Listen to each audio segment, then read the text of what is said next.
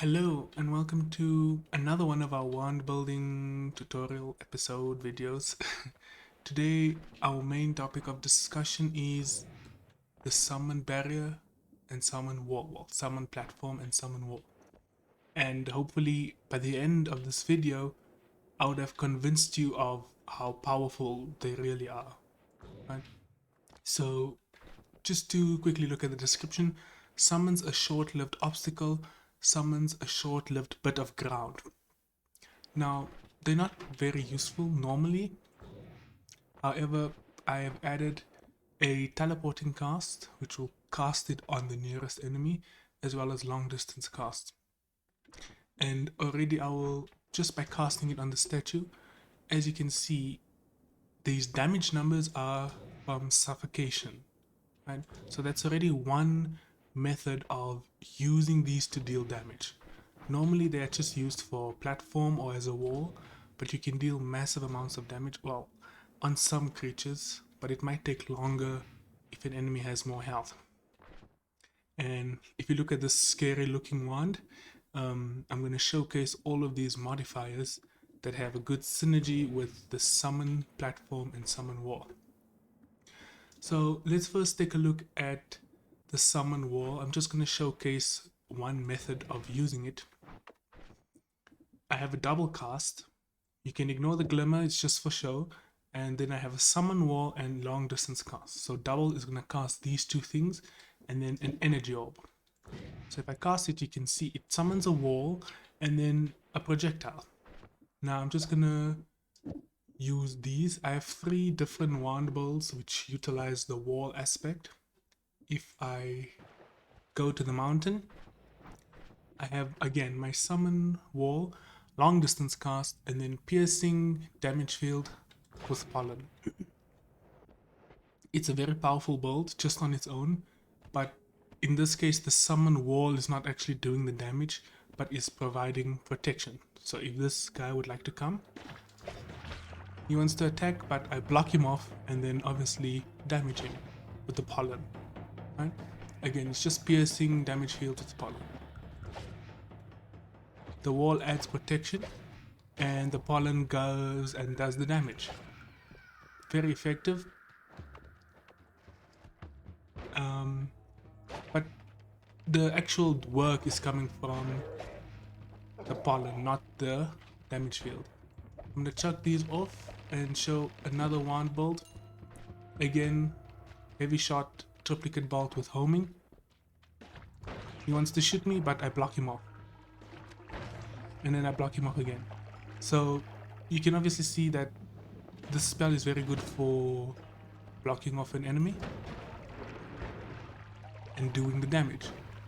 And then just one more build, I just need to show you that the summon wall and summon platform both block explosives. So here I have a thunder charge which is instantly going to detonate, and I'm blocking off the explosion with the summon wall. Now I do have explosion immunity, but even with explosive immunity it won't damage you at all. You can trust me on this one.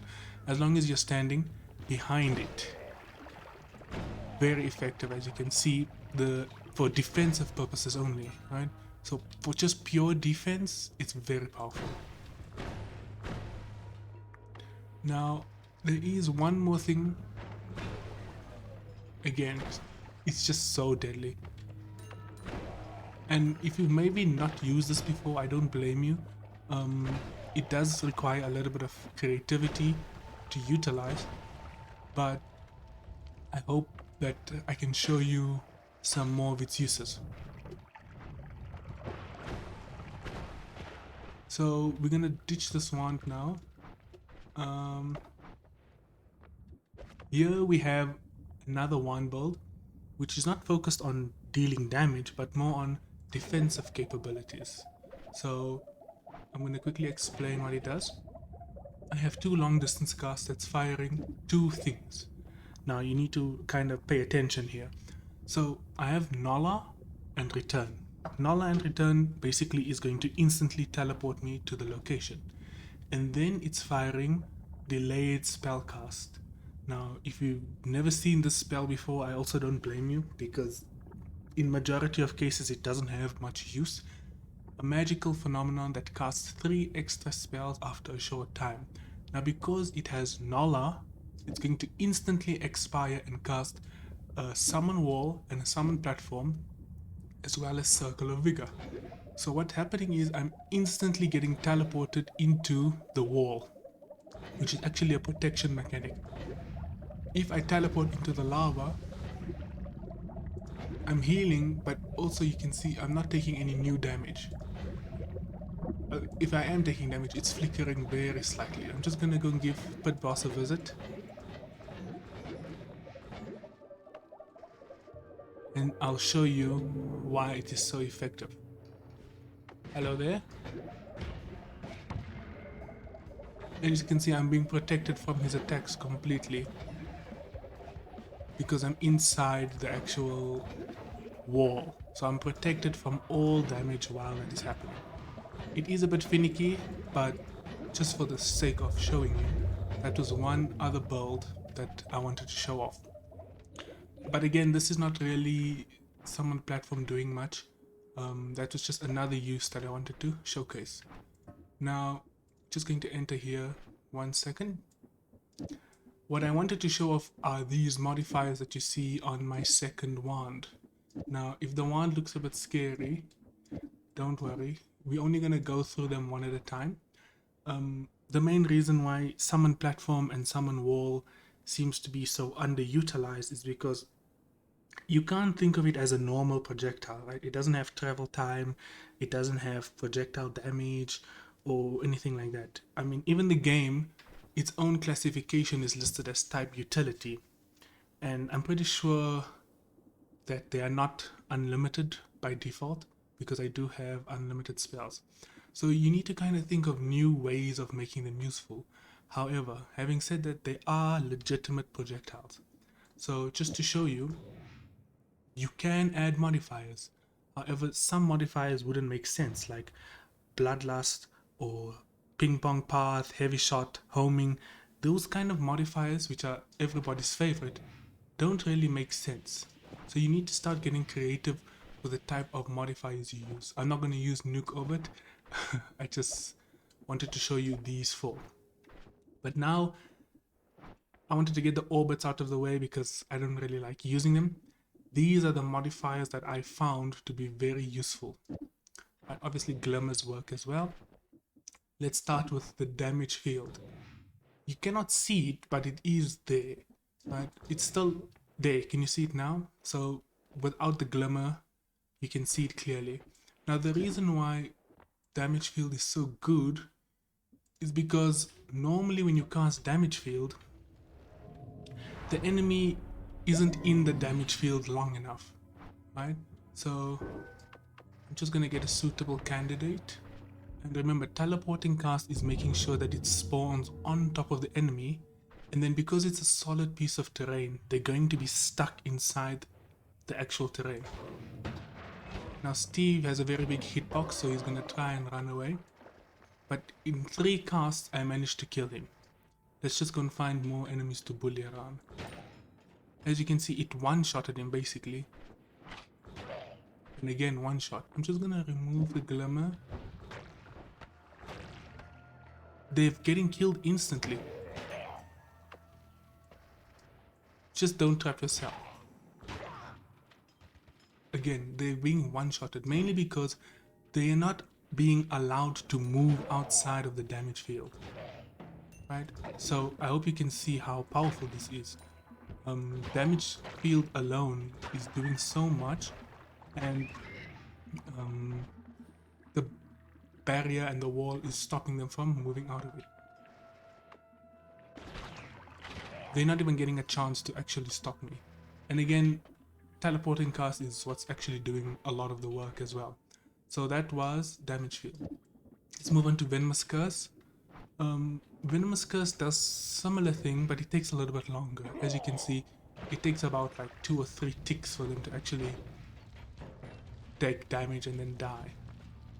So you might need to actually reapply it twice.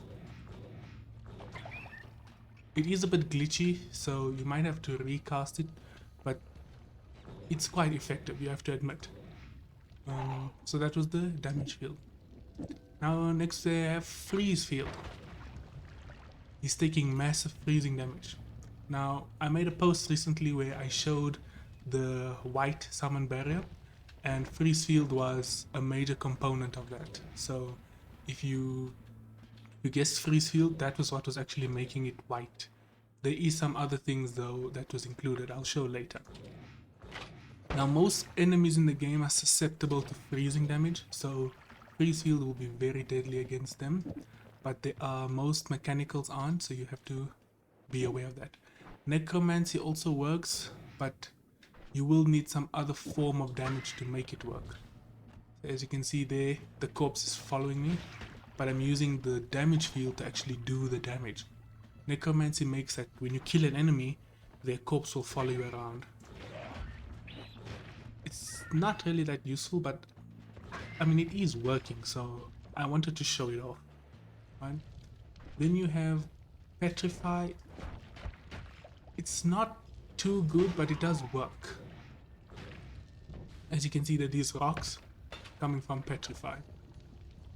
So now I want to move on to the personal caster spells.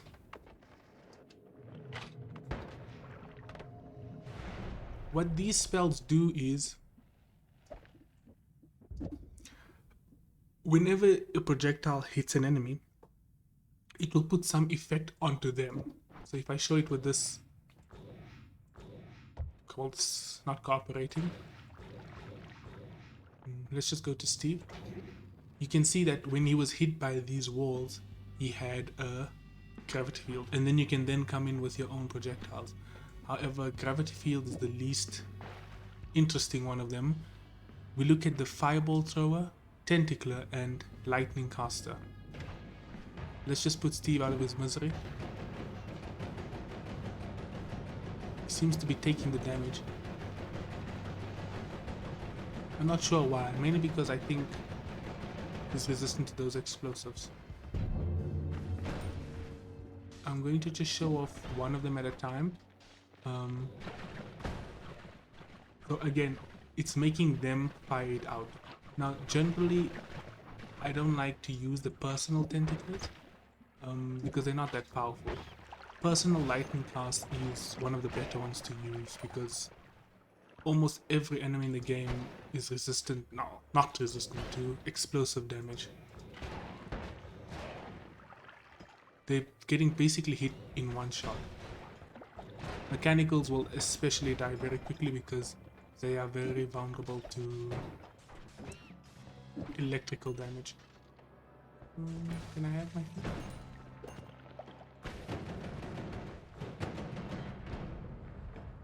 Instantly, you can see they're being destroyed. My personal tentacler is gone. Then we move on to these ones here. Fireball throw. Now this is when the projectile itself is casting out fireballs, as you can see. So let's go and test it out again.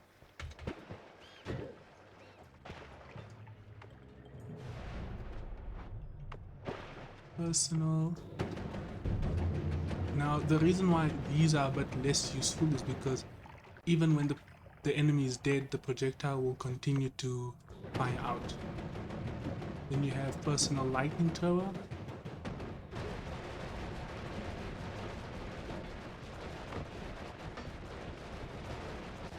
It makes a lot of noise as well, so that's something you have to keep in mind. Personal tentacler as well. All very useful. Most enemies will get destroyed instantly. And teleporting cast is making sure that it goes onto the enemy. Now we move on to one of my favorite ones, which is the plasma beam thrower. You can see they're getting one shot. And then when the projectile dies, you'll see why. What's happening is, I'm going to try and explain in the spell lab. If I show the actual projectile with the invisible glimmer, can you see that white dot That white dot is the actual plasma beam thrower. Now if you know anything about plasma, you'd know that the actual beams that come out are good and all, but the main source of damage is that white spot at the start, at the center. So there's about 8 or 9 plasma beams, and they're all being concentrated on one singular point where the enemy is being trapped. So that's the main reason why the personal plasma beam thrower is so useful, right? So again, the summon wall and summon platform, you need to not think of it as standard projectiles. They don't work in the same way that other projectiles work. You need to kind of get a bit more creative with it, right? So the heavy shot and ping pong path, those kind of modifiers won't work on it. So I'm just gonna keep adding a few more things and beef it up a bit, and you can see how quickly he gets taken down.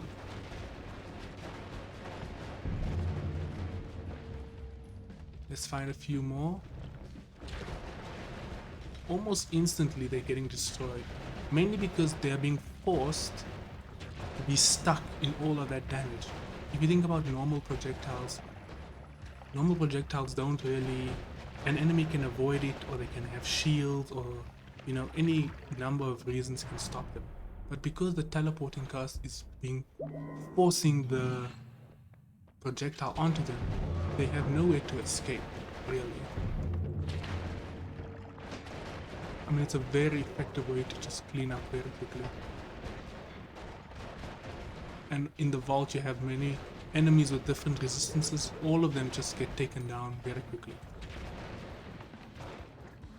I want to show it off on Scott, so I'm just gonna race to the end. I've mainly showed you what I wanted to.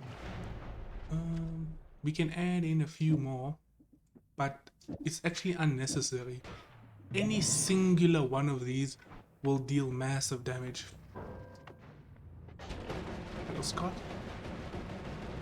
Now Scott is a bit tankier, but even he falls eventually, with almost no risk to me. And it's dead. I'm going to remove this lightning thrower because it makes too much noise. But you do not want to get stuck inside there because it will deal massive damage. So it's just making them fire out personal fireballs, making them fire out lightning, damage field and freezing, also doing some good work. And they're all getting instantly killed. Hello? I'm going to show this off against the final boss as well, just to finish it all off. And then I'll talk about one other spell that is also amazing with the summon barrier. I keep saying barrier, it's called summon wall. I like to think of it as a barrier. Gods are very angry. Of course they are. I'm just gonna add all of them and remove the tentaclers. And in the community post I did, this was what the wand looked like at the end, to make it white and explosive. And you can see I haven't like really taken much damage, but if you had to walk in there, you would take a lot of damage. If I remove the 2 casts and you get stuck, it's very bad, so make sure you don't. So let's see. Call me.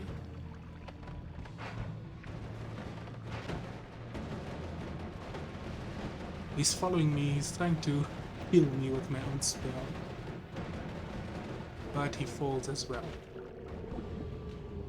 Now there's one more spell I want to show.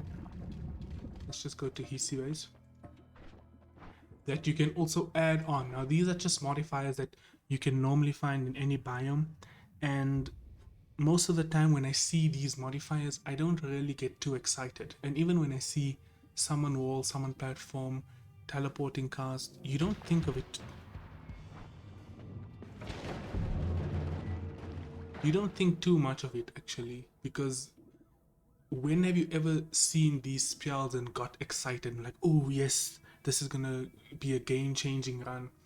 Normally you ignore them, but when utilized correctly, they can deal massive amounts of damage. Just for the sake of exploding things, I'm going to show off the nuke, but you obviously know how nukes work. The spell I wanted to show off was this one over here. Add trigger. So we obviously know all of these modifiers are good, but we haven't even spoken about add trigger. Of course, these spells can be affected by add trigger. So anything you can possibly think of, when you force an enemy into a small location, what can you actually cast onto them? Let's say explosive thunder. Or anything you can really think of. Maybe Death Cross. Death Cross is not so good because it can't go through walls. But like I said, you can think of anything you want. Add trigger is also a very useful piece of equipment, but the reason why I wanted to show it last is because add trigger is not that common. It's actually a very rare spell. However, all the other ones we've shown are quite common, and normally when you see them you don't get excited, but hopefully after seeing how useful they can be, maybe you will start utilizing them more. And of course, this is just a small piece. I haven't looked at all the modifiers, but you can expand on this. You can add your own modifiers with add trigger. I mean, look at those damage numbers. It's quite ridiculous, actually. So yeah, thanks for watching. I hope you enjoyed, and I hope you learned something. Just to go and beat up one more boss, we're gonna go to the Alchemist and show you how deadly it can be against him as well. And again, the main reason, well, teleporting cast is also doing a lot of the work, but summon platform and summon wall is forcing the enemy, not giving them a chance to escape, mainly. However, the modifiers as well, you need to kind of think about it creatively and give it some new meaning, you know what I mean? So there's the Alchemist. I'll wait for him to lower his thing. Hello? Did I change it? Oh no, it's a different one. And of course he falls. I don't think there's any enemy that can really withstand this, except for maybe the lake boss, because if I'm not mistaken, he's immune to damage field as well, but no one can really withstand this. But this is just an extreme example. If you isolate any one of these, like only damage field or only freeze charge, only personal lightning caster, any single one of these will do massive amounts of damage. I mean, even just the plasma beam thrower, this alone is just so deadly, because it's concentrating and it's making it safe for me as well. Normally this is a spell I don't use too much because it's so annoying, but instant kill on most enemies, because I don't think there's any enemy in the game that is immune to plasma. So yeah, I hope you learned something. I hope you actually see the power of summon platform and summon wall when used in the correct way with the correct modifiers. So thanks for watching. I hope you learned something. If you have any other ideas or you find some new uses for these spells, please let me know about them. I only managed to, scrape through like 5 or 10 modifiers. So if you find any other uses, like I said, with add trigger, the combinations and the possibilities are endless. And well, in Noita in general, the possibilities are endless. So thanks for watching, and I'll see you in the next one.